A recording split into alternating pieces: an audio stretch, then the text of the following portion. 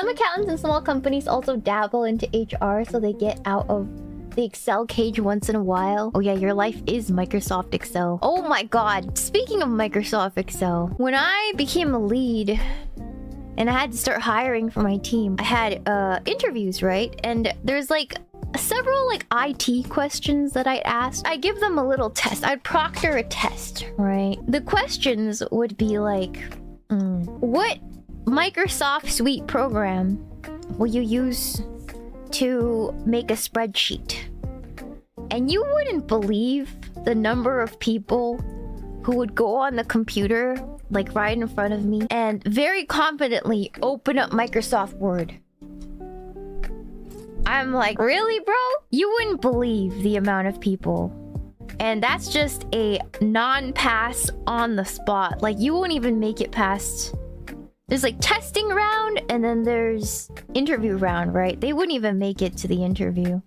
They just go home. Like, you didn't pass a test, please go home. And they'd have... You know what's the most upsetting thing? Is that most of the people who failed that test had a doctorates. No, had a master's or doctorates. Which is like... Bro, like...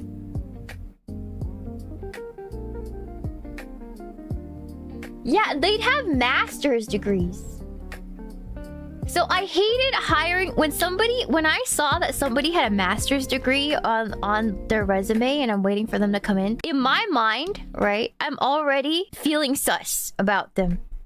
Like, I have a little bit of trepidation that they won't pass the testing part. I just already would have that sort of trepidation, which is crazy because you'd think if they'd spend thousands, tens and hundreds of thousands of dollars in their education that they would be able to pass these tests. But usually the best people that I've tested for this job are like people with no degrees who just love playing video games.